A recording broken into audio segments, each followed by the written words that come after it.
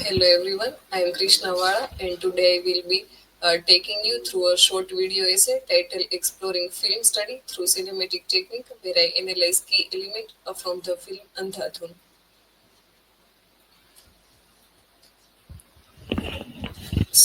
Let's begin. Andhadhun is directed by Sriram Raghavan is a perfect case study for a student of photography and film.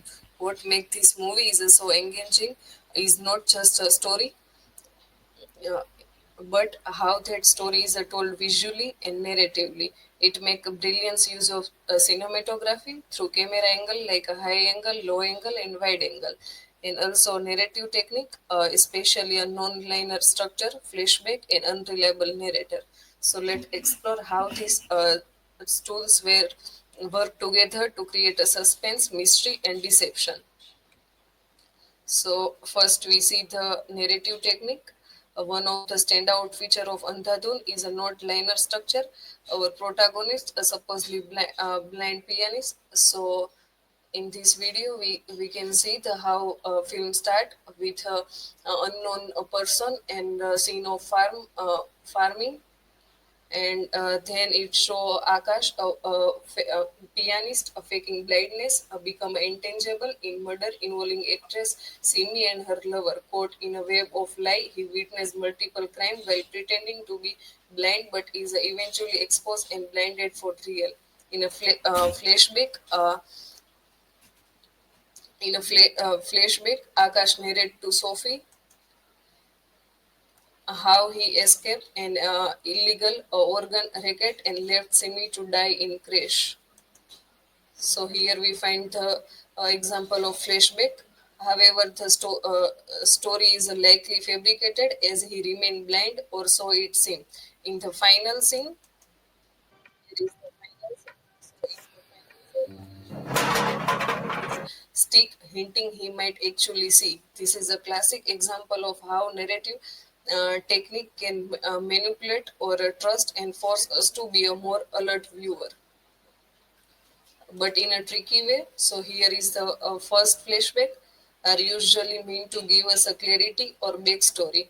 In Andhadhun, however, they are sometimes misleading, told from a character's point of view, possibly utter or bias. Then this flashback don't just explain the plot; they make us question the entire narrative.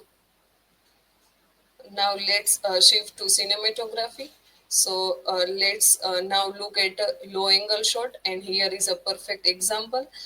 In this scene, the character is a shot from below with the sun placed directly behind his head. This positioning creates a sense of power, dominance over rabbit, and uh, this scene also reflect the same effect. In contrast, the high angle shot, where the camera looks down a character, used to show vulnerability or weakness. This visual perspective perfectly capture what high angle shot are meant to do, make the subject feel smaller, more isolated, or even significant within the space. Also, here we find the high angle camera to make sense about the importance. Then this is the wide angle shot are also used effectively in film. This wide angle shot from a cabbage field captured the vast landscape and the distance between character, creating both tension and calm through cinematography.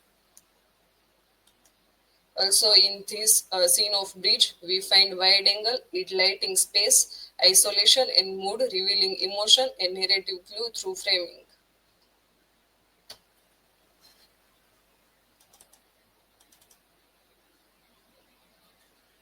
Then here we also find the movement of camera. In first we find it low angle and suddenly shift to high angle camera. This contrast visually communicate a loss of control or turning of the table, suggesting that the character who once seemed strong is now at a disadvantage. It adds emotional intensity and surprise the viewer, highlighting suspense or irony in the scene. Here also we find the movement of camera that how sudden shift happen. from the scene of car, and let's see the how sudden shift happen. So this is the shift of camera. This scene transfer at another place in somewhere in Europe.